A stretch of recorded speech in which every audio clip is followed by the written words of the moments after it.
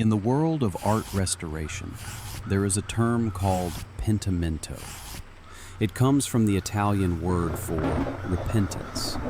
It refers to a mistake, a change of mind. It is when an artist paints over an image, hiding their original intent beneath a new layer of color. But sometimes, as the years pass, the oil paint becomes transparent, the top layer fades, and the ghost of the original image, the mistake, begins to bleed through.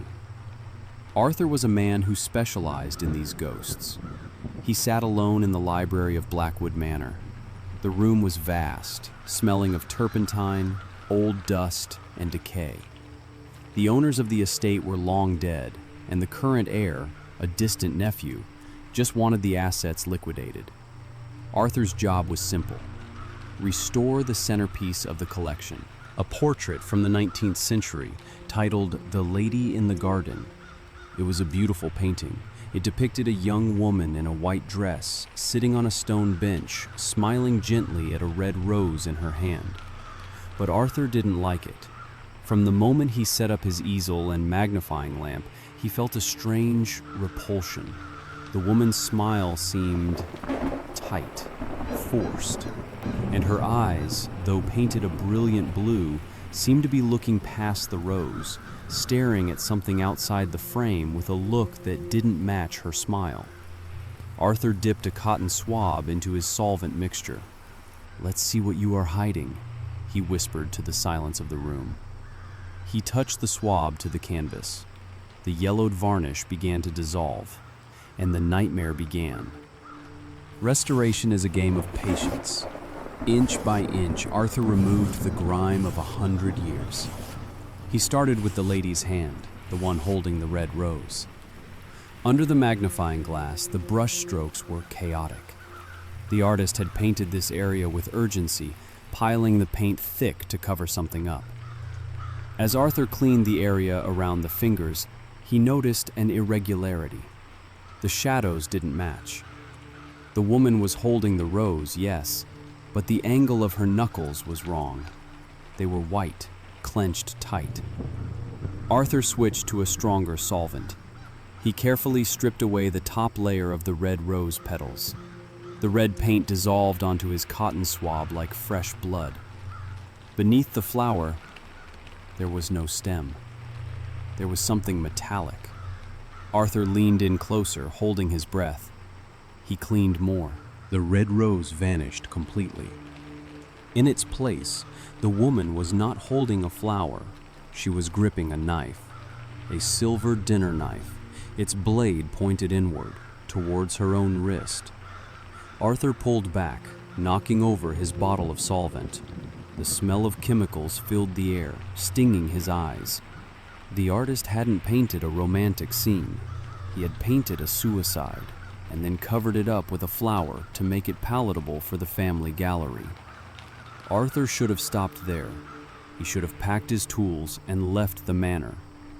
But curiosity is a disease for which there is no cure.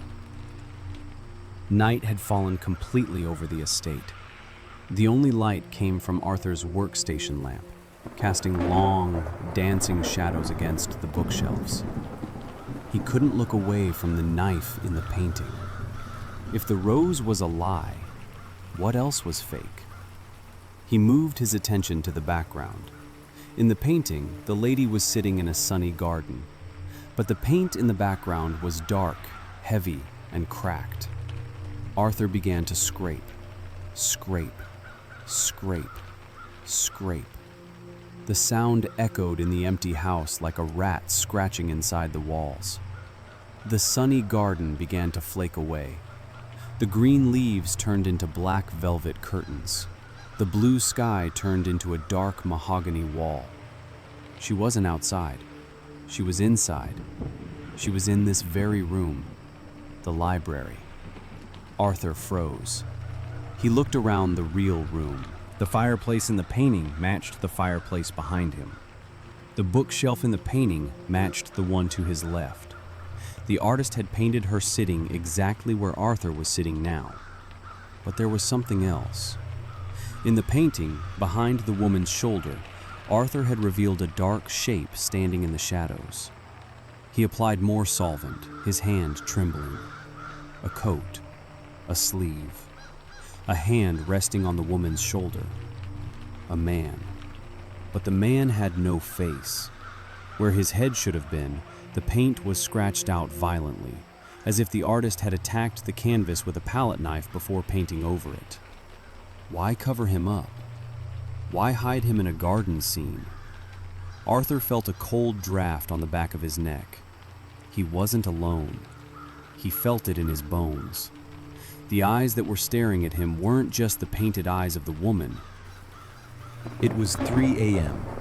Arthur was exhausted, his eyes bloodshot from the fumes.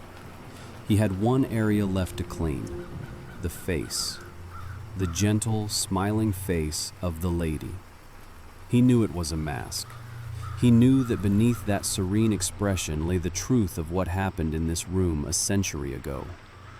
He took his finest scalpel. He began to chip away the paint at the corners of her mouth. The smile fell away.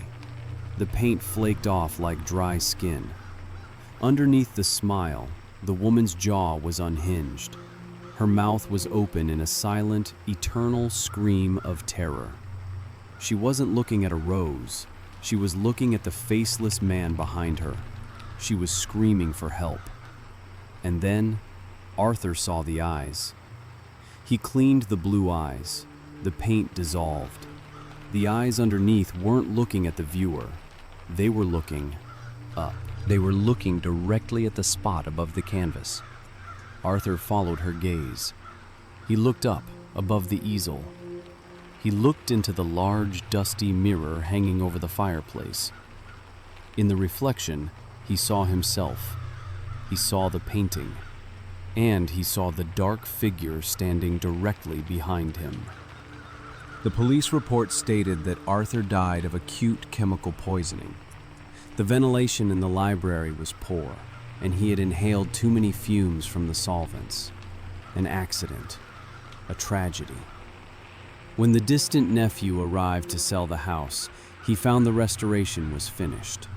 The painting sat on the easel, beautiful and pristine. It showed the lady in the garden, holding her red rose, smiling gently. Arthur had done a magnificent job. He had repainted the rose. He had repainted the smile. He had covered up the horror once again. But if you looked closely, very closely at the bottom corner of the canvas, there was a new detail. A small, dark smudge in the grass near the lady's feet. It looked like a paintbrush. And next to it, a face, screaming in agony, trapping in the layers of oil and varnish, waiting for the next restore to find him.